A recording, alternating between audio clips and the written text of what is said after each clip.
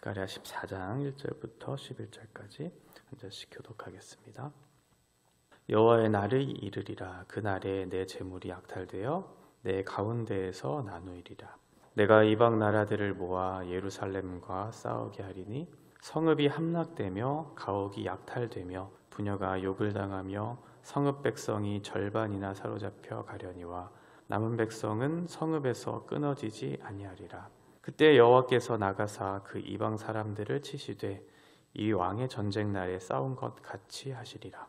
그날에 그의 발이 예루살렘 앞 곧 동쪽 감람산에 서실 것이요 감람산은 그 한가운데가 동서로 갈라져 매우 큰 골짜기가 되어서 산 절반은 북으로 절반은 남으로 옮기고 그 산 골짜기는 아셀까지 이르리라.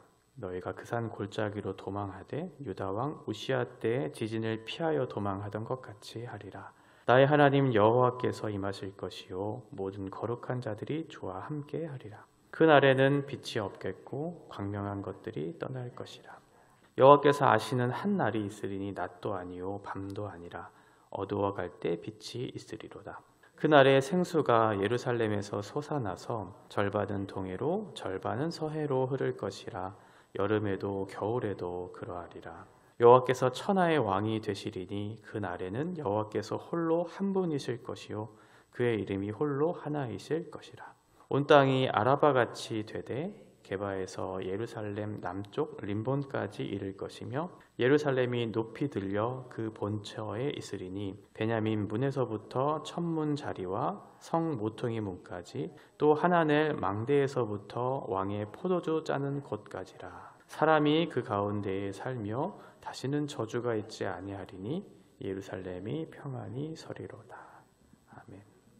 종말의 예언과 관련된 말씀을 우리가 보고 있습니다. 하나님의 통치가 이루어지는 그곳, 그것이 이제 여호와의 날, 그날로 표현되고 있고요. 그곳에서는 하나님의 뜻이 이루어진 결과 어떠한 일들이 일어나는가 두 가지로 나타난다고 말씀을 드렸죠. 하나님의 최종적인 종말론적인 심판의 결과와 또 우리의 구원의 사건들이 이제 이루어지는 두 가지의 모습들이 나타날 것입니다. 그래서 스가랴 이제 마지막 14장을 정리하면서 심판과 구원의 이 메시지들을 반복해서 설명해 주고 있어요. 우리가 보고 있는 이 1절부터 5절까지는 심판과 구원에 대한 내용들을 이제 설명하고 이제 6절부터 11절까지는 이제 구원과 관련된 내용을 조금 더 강조하는 표현, 그리고 12절, 15절까지는 심판과 관련된 강조, 마지막 16절부터 21절까지가 다시 한번 그 날에 있을 심판과 구원을 반복해서 설명하는, 그러니까 두 가지의 주제가 이제 14장을 계속해서 반복해서 설명해주고 있는 그런 내용인 거죠. 1절에 보면 여호와의 날, 그 날입니다. 그 날에 있을 일이 어떠한 것인가? 재물이 빼앗길 것이다. 약탈당할 것이다. 우리가 지금 가지고 있는 어떤 재물, 이런 것들이 이제는 그 날에는, 여호와의 날에는 크게 필요가 없다는 것을 이제 설명해주고 있는 거죠. 내 재산을 빼앗아 내 앞에서 나누어 가질 것이다. 이 땅에서의 삶에 있어서 필요한 물질들, 재물들 여러 가지가 있겠지만 그 날에는 지금 우리가 이 세상을 살기 위한 여러 가지 재물은 크게 필요가 없는 그 날이 오게 될 것이다. 누가복음 12장에 보면 한 부자의 이야기가 나오죠. 어리석은 그 부자. 밭에 소출이 너무 많아서 그 열매를 감당할 수 없어서 그 곡식을 쌓아둘 창고가 필요하다고 그렇게 말했을 때 예수님께서 그 부자에게 이렇게 얘기하시죠. 어리석은 자여, 오늘 밤 내 영혼을 도로 찾으리니 내가 준비한 것 누구의 것이 되겠느냐. 그러니까 이 부자가 착각했던 건 뭐냐면 여호와의 날이 나에게는 오지 않을 것이라고 생각을 했던 거예요.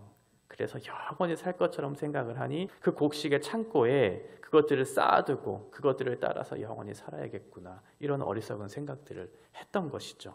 물질 자체에 대한 것들이 나쁘다, 이런 말을 하는 게 아니에요. 우리에게 필요한 물질, 재물은 당연히 있어야 하지만 또 우리가 너무 가난하게 살아야 한다, 이런 말도 아닙니다. 물질, 재물은 나쁜 것이 아니에요. 많이 소유하든 적게 소유하든 그것 자체에 대한 문제를 삼고 있는 것이 아니고, 우리가 가지고 있는 재물에 대한 욕심, 그것을 쌓아두려고 하는, 집착하려고 하는 그 마음, 그리고 그 재물이 우리의 삶의 모든 목적이 되는, 그 삶의 가치가 되는 것에 대해서 말씀하고 있는 것이죠. 평생을 내 재물에 마음을 쏟아내고 그것에 집착된 그런 삶을 살아내면 그것이 무슨 의미가 있느냐, 그런 표현을 하고 있는 거죠. 2절에 보면 전쟁이 있을 것이다.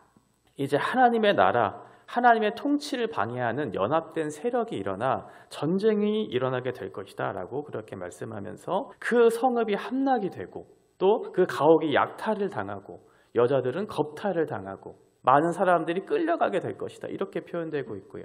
그러나 그 중에서도 남은 자들을 하나님께서 두셔서 하나님의 나라를 이룰 것이다 라는 설명을 하고 있죠.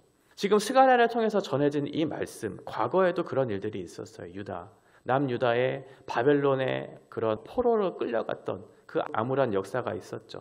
주전 586년에 바벨론에 의해서 예루살렘 성전이 함락을 당하고 무너져서 포로로 끌려가는 역사가 있었고 또 이 이후에도 여러 가지 일들이 있을 거예요. 지금 성전을 짓고 있는 그래서 주전 516년에 그 스룹바벨 성전이 재건되지만 그래서 그것을 보면서 즐거워했던 이스라엘 백성들이 그 성전이 무너지는 현장을 다시 한번 경험하게 되겠죠. 주전 63년에 폼페이우스 장군에 의해서 그 성이 완전히 함락을 당하고 무너지는 역사.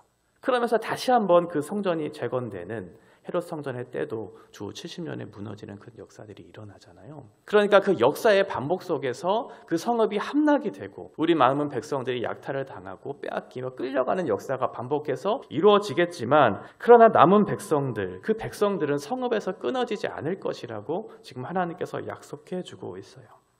과거에도 그랬고 또 미래에도 그런 일들이 있고 그렇다면 우리에게도 그 일들이 동일하게 이루어지고 있다는 사실을 우리가 확인할 수 있겠죠.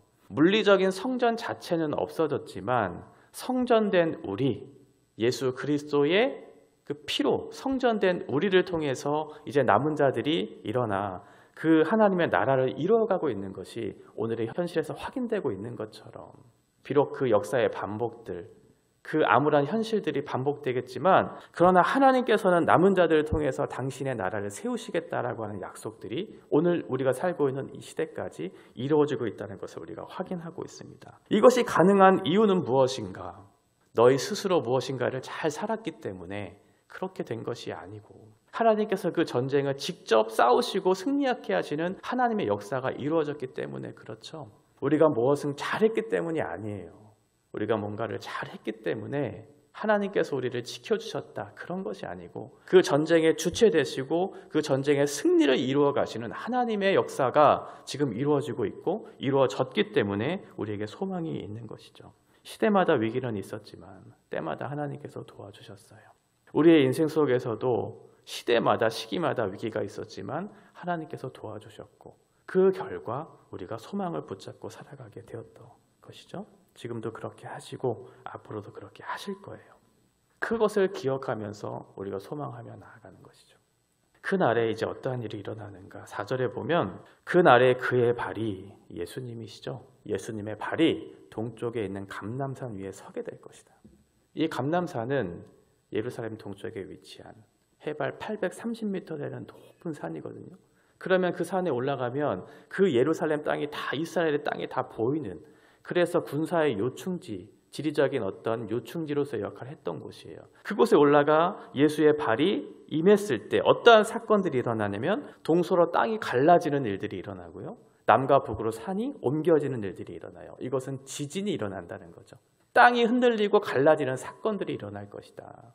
이건 우시아 왕 때 있었던 그 사건과 같이 그 지진의 때와 같이 우시아 왕 때 아모스 선지자를 통해서 그 북이스라엘 땅에 큰 지진이 있을 것이라고 미리 예언의 말씀을 주시잖아요. 그것은 무엇이냐면 2년 후에 있을 그 큰 지진에 대비해서 이 심판의 때를 너희들이 기억하며 하나님 앞에 회개하고 돌아오라고 하는 그런 메시지였어요. 마찬가지예요. 지금도.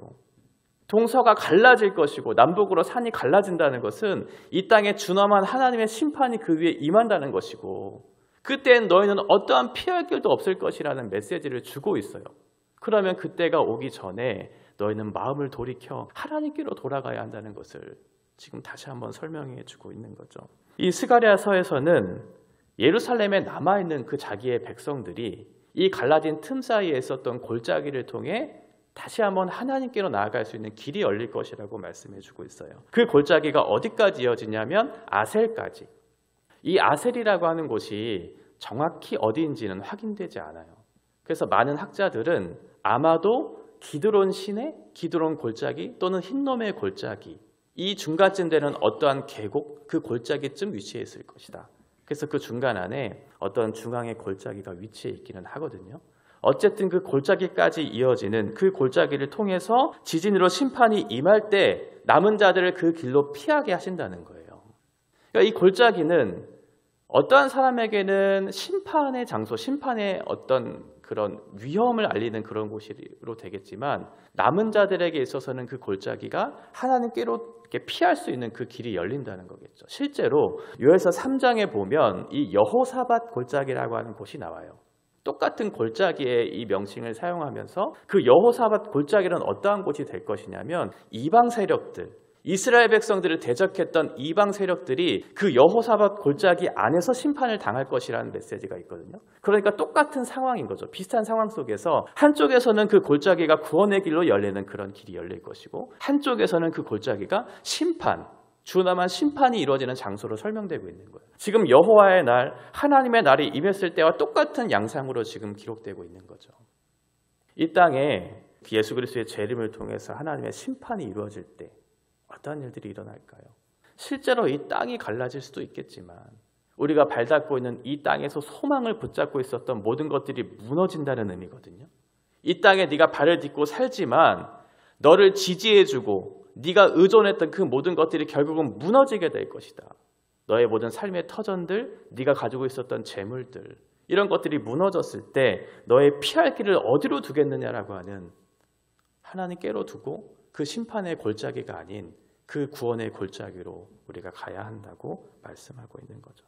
이 날을 준비한 사람들에게는 그 날이 구원의 날이 되겠지만 먹고 마시는데 자기의 집을 짓고 사는데 온 삶을 다해서 살아가는 사람들에게는 그 날이 당황스러운 날이 될 것이라고 말씀해 주고 있어요. 그래서 5절까지 이 구원과 심판을 서로 대조하면서 다시 한번 설명해 주고 있죠. 그러면서 이제 6절부터는 여호와의 날에 이루어질 구원과 관련한 하나님 나라가 어떠한 곳인가를 이제 설명하면서 묘사해 주고 있어요. 6절에 보면 그 날은 빛이 없겠다. 광명한 것들이 떠날 것이다. 더 이상 빛이 없고 광명한 것들, 해와 달과 별들이 떠나게 될 것이다. 이렇게 말씀하고 있어요. 그러니까 지금 다시 한번 이루어질 그 새 하늘과 새 땅은 이전에 있었던 그 창조의 질서와는 전혀 다른 새로운 그 창조의 질서가 임할 것이라고 지금 말씀하고 있고 밤도 없고 낮과 같은 날이 계속 이루어질 것이다. 이렇게 설명을 하고 있어요. 그러면 어떻게 될까요? 그 날에는 햇빛도 등불도 필요 없는 그런 날이 되겠죠. 왜냐하면 하나님께서 우리의 빛이 되시는 날이기 때문이다. 이렇게 설명을 하고 있어요. 지금과 같은 빛은 필요 없어요. 햇빛도 필요 없어요. 밤이 없을 거니까. 그리고 그 낮이 계속해서 이어질 것이고 그 빛의 주체는 하나님이 되실 것이기 때문에 그래요. 계시록 22장 5절의 말씀이죠. 다시 밤이 없겠고 등불과 햇빛이 쓸데없으니 이는 주 하나님이 그들에게 빛이심이라.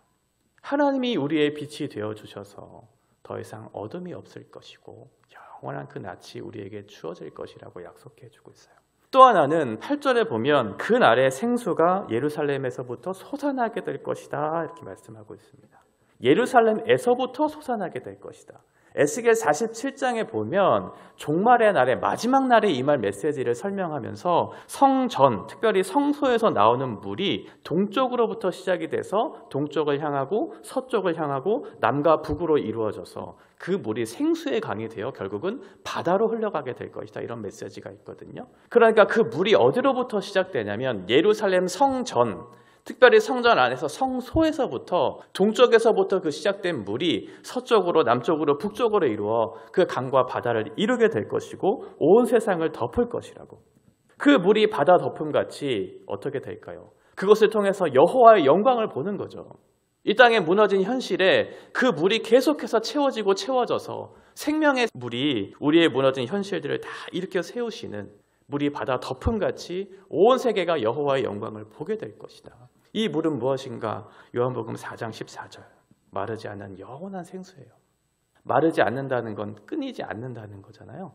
성소에서부터 시작된 그 물이 마르지 않고 계속해서 흘러 이 세상을 덮을 것이라고. 내가 주는 물을 마시는 자는 영원히 목마르지 아니하리니 내가 주는 물은 그 속에서 영생하도록 솟아나는 샘물이 되리라.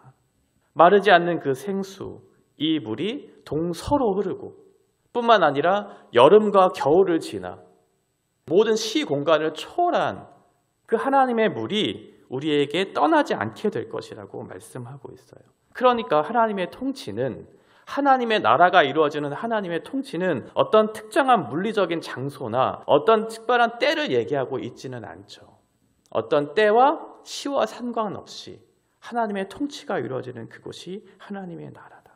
그러니 우리가 살고 있는 이 시대, 2025년 이 시대, 이 우면동교회 이 장소도 하나님 나라와 연결되어 있어요. 우리가 죽어서 가는 나라가 하나님의 나라가 아니고 이 나라, 이 시간, 이 장소에서 하나님의 나라를 우리가 누리며 살아가는 것이죠. 그런 관점에서 보면 우리의 삶은 영원에 잇대어 살아가는 가치로운 삶이에요. 세상이 보기에 무가치해 보이고 내 스스로의 어떤 연약함과 죄성으로 인해서 하나님 앞에 무가치한 무의미한 삶을 사는 것 같지만 우리의 삶은 영원에 잇대어 있는 하나님 나라의 통치 질서에 부합한 하나님의 성도된 사람으로서 살아가는 그런 인생인 거죠. 그러니까 우리에게 주어진 장소와 시간, 하나님의 통치가 이루어지는 이때를 하나님 앞에 어떻게 삶을 살아가야 할지를 고민하며 기대하며 주님 앞에 의지하며 살아가는 인생들이 저와 여러분 같은 인생들이에요. 9절에 보면 여호와께서 천하의 왕이 되신다. 그 날에는 모든 나라와 족속과 방언, 모든 민족들이 하나님의 통치를 보게 될 것이다. 유일하신 하나님이 하나님이구나라는 것을 보게 될 것이다 라는 거예요. 누가복음 3장 4절부터 6절에 보면 선지자 이사야의 책에 쓴 바 광야에서 외치는 자의 소리가 있어 이르되 너희는 주의 길을 준비하라. 그의 오실 길을 곧게 하라. 모든 골짜기가 메워지고 모든 산과 작은 산이 낮아지고 굽은 것이 곧아지고 험한 길이 평탄하여질 것이요 모든 육체가 하나님의 구원하심을 보리라 함과 같으리라. 주의 길을 예비하라. 예수님께서 오실 그때 어떠한 일들이 일어나는가? 골짜기가 다 메워져요. 골짜기가 메워지고 높은 산들이 낮아지고 서로 높이를 맞추는 거죠. 그 길이 평탄하게 될 것이다. 그 날에는 높아진 권세나 자랑이 다 낮아져요. 평지처럼 낮아지고 또 그런 심판의 장소들이 메워지고 그리고 하나님께로 가는 그 모든 길에 가려진 것, 막아선 것이 없이 주 예수께로 나아갈 수 있는 길이 열릴 것이고 모든 육체가 예수 그리스도를 보게 될 것이라고 말씀해주고 있어요. 하나님과 우리와의 관계를 막는 모든 것들이 사라지는 거죠. 그때에는 그 모든 우상들이 사라지고 하나님께로 나아가는 길이 열리고 모든 육체가 하나님을 보게 될 것이라고. 왜 사람들이 하나님을 보지 못할까요? 하나님을 보려고 하는데 하나님을 보지 못하는 이유가 뭘까요? 하나님 대신 무언가를 섬기기 때문이죠. 거기에 우리의 모든 삶이 집중되기 때문이죠. 그러니까 하나님을 볼 리가 없죠. 그때에는 모든 것들이 낮아질 거예요. 우리가 자랑했고 우리가 의존했던 그 모든 명예와 권세와 재물들이 다 무너지게 될 것이다. 그러면 그때는 당연히 하나님만 바라보며 의존하며 살 수밖에 없겠죠. 종말에 있을 새 예루살렘에 대한 마지막 묘사를 보면 10절에 온 땅이 아라바같이 변할 것이다. 아라바는 요단 남쪽에 있는 아주 풍족한 땅을 얘기해요. 물이 잘잘잘 흐르는 그 생명의 물이 흐르는 그래서 풍요로운 그 열매를 맺을 수 있는 그런 곳과 같이 될 것이다. 게바에서부터 림몬까지 게바는 또 림몬은 스가랴 당시의 예루살렘의 북쪽 경계와 남쪽 경계를 얘기해요. 게바는 북쪽에 한 7km 정도 되는 또 이 림몬은 예루살렘으로부터 한 58km 정도 되는 그 온 지역 그러니까 예루살렘 온 지역이 아라바같이 될 것이다. 풍족한 땅이 될 것이다. 성문들이 제자리를 찾게 될 것이고 망대와 포도주 짜는 곳이 복구될 것이다. 그러니까 모든 지역의 회복 그리고 그 안에 있었던 성읍들의 장소, 물건, 대상들 이 모든 것들이 회복될 것이다. 다시 자리를 잡게 될 것이다 라고 하면서 그 백성들의 삶의 터전들이 회복되고 다시는 멸망이 없는 그 안전한 나라가 될 것이라고 말씀하고 있어요. 다시는 멸망이 없는 헤렘, 이 진멸이 없는 안전한 나라가 될 것이다. 전쟁이 없는 그런 나라가 될 것이다 라고 하면서 마지막 이루어질 새 예루살렘에 대한 묘사를 11절까지 하고 있는 거죠. 여호와의 날은 하나님의 통치가 이루어지는 날이고요. 그 통치가 이루어질 때 하나님의 뜻이 우리 가운데 이루어졌을 때 최후의 심판과 최후의 구원이 이루어지는 것이다. 이것은 다시 오실 예수 그리스도의 재림과 연결되는 사건이고 계시록에서 말씀하고 있는 새 하늘과 새 땅, 새 예루살렘에 대한 통치가 어떠한 것인지를 설명해주고 있는 그런 내용이에요. 이 날에는 무너진 질서가 새롭게 되고 하나님의 영광이 나타나는 우주적인 통치와 우주적인 승리가 이루어지는 그 날. 그 날이 너희에게 반드시 있을 것이다. 그때에는 모든 나라와 민족과 백성들이 하나님을 보게 될 것이라고 그렇게 약속하고 있고요. 그때 우리는 종말론적인 신앙을 가지고 이 땅을 어떻게 살아가야 할지를 너희들에게 다시 한번 설명해 주고 있는 거예요. 심판의 때가 임하기 전에, 큰 지진이 임하기 전에, 이 땅이 갈라지는 그 날이 이루어지기 전에 너희는 무엇을 생각하며 어떠한 것을 의존하며 살아야 되는지를 다시 한번 설명해 주고 있는 거죠. 종말론적인 신앙의 태도를 가지고 현재를 바르게 살아내는 저와 여러분 되셨으면 좋겠습니다. 현실에 좌절하거나 타협하지 마시고 이미 주어진 또 앞으로도 주어질 그 구원의 기쁨과 감격이 우리 안에 있음을 기억하고 담아내서 오늘 우리에게 주어진 현실을 하나님 앞에 바르게 살아내며 성도된 유익을 누리는 기쁜 하루가 되시기를 바랍니다.